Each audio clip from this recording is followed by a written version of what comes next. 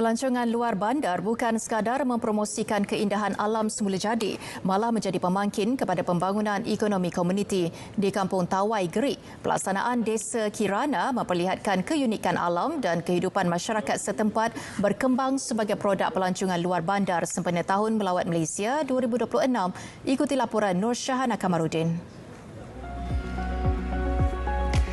Menerusi Desa Kirana, potensi Kampung Tawai disusun sebagai produk pelancongan dengan keunikan alam semula jadi dan identiti masyarakat setempat sebagai tarikan kepada pengunjung.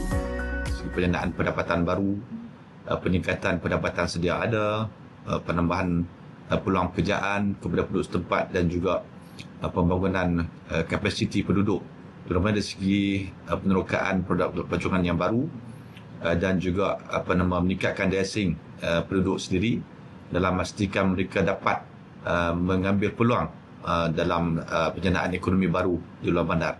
Pembangunan yang dirancang turut memberi penekanan kepada penglibatan masyarakat setempat sebagai penggerak utama.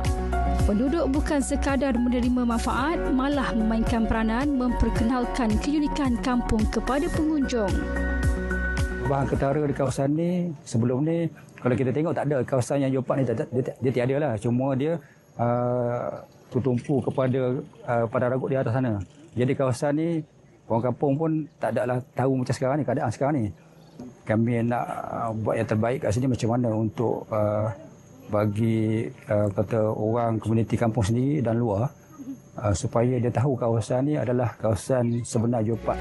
Selain menikmati keindahan alam semula jadi, pengunjung turut berpeluang menyertai pelbagai aktiviti rekreasi. Antaranya meneroka kawasan Jopak, aktiviti perkhemahan, pemerhatian alam semula jadi serta aktiviti lasak yang memberi pengalaman berbeza kepada pengunjung. Istimewa kat sini kan, saya rasa dia banyak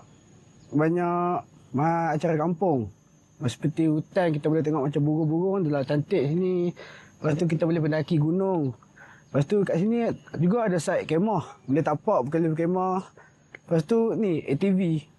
Dia track dia memang lasak, best. Di sebalik keindahan alam yang terdapat di sini, kekuatan sebenar Desa Kirana ialah penglibatan bersama komuniti setempat menggerakkan pembangunan pelancongan di kawasan ini. Daripada situ, mereka bukan saja menerima manfaat dari segi ekonomi tetapi juga membantu memelihara warisan dan juga identiti seni untuk terus dinikmati masyarakat ataupun generasi akan datang. Dari Kampung Tawai Gerik, Nur Syahana